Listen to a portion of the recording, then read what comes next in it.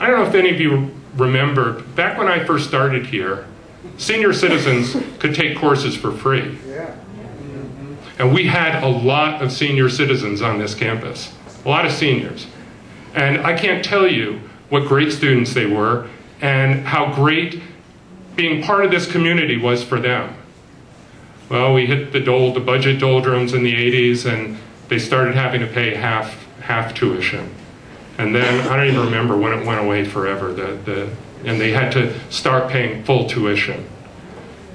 And now, the state doesn't even fund community education, right? So if elders want to do lifelong learning, they have to pay their own freight completely. The state does not support it. And I think that's a scandal.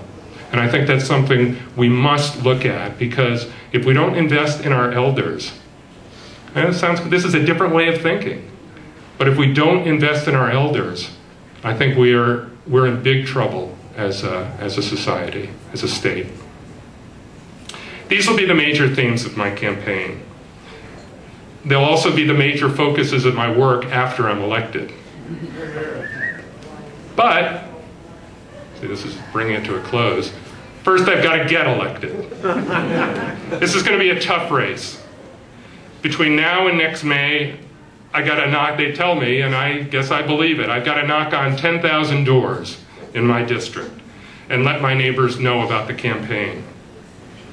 Over the years, I'm sure I have knocked on 10,000 doors for other candidates, or for causes, for PCC bond measures, or other very important issues, but I've never done it for myself. And it's going to be different. And I'm going to need a whole lot of support. And that's where I need your help. Many of you have already come forward to join the campaign, and for that, I thank you from the bottom of my heart. I've already received offers to volunteer from nearly 200 people. And that doesn't seem like so many to me, but people tell me that's a lot. But that's just the beginning. And Ross definitely is going to have his work cut out for him, kind of getting all these volunteers in line. But it really is important. These are people who know me, who know my work, who know what I've been able to accomplish over the years through hard work, commitment, and a desire to bring people together for positive change, who feel that this is what we need more of in Salem. I'm proud to say that I've already received campaign contributions from more than 250 people. A number of them have confessed to me that this is the first time that they've ever contributed to a political campaign. I've told them it's not going to be the last. But they've done that. They've often come with comments like, if you could just do for the state what you've done for PCC, or if you could just do for the state what you've done for the Federation, or for students, or the African Film Festival, or whatever. And boy, I can't tell you how much I love to hear that. It's amazingly gratifying, but it's also very humbling. And it's a little scary, actually. I mean, it's great when people give you money, but it's also a little scary.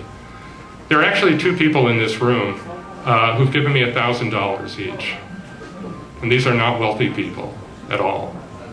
They don't have access to big money.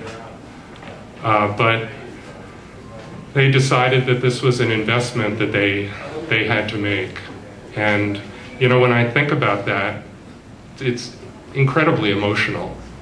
But also, it's so gratifying, but it's also a burden. It's a responsibility. But it's a responsibility I've got to meet, and I will meet. And I promise them, and I promise you, that between now and next May, I will do everything it takes within the law and the integrity of my own values. But aside from that, I'll do whatever it takes to get elected. And I will. And then I'll go down to Salem and I'll do the work that needs to be done. In this campaign, I'm going to be doing a lot of talking, and a lot of you volunteers are going to do talking to people in the district. But one thing I'm going to promise is that the talking is not going to stop on election day. All right? The communication is going to continue. The progressive students for Dembrow are only starting to get an inkling of what I expect from them after the election is won.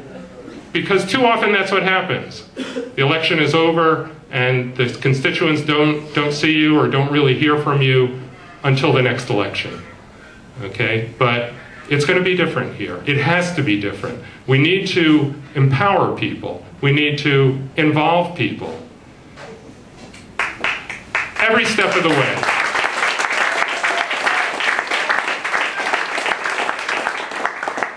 That's the Cascade spirit.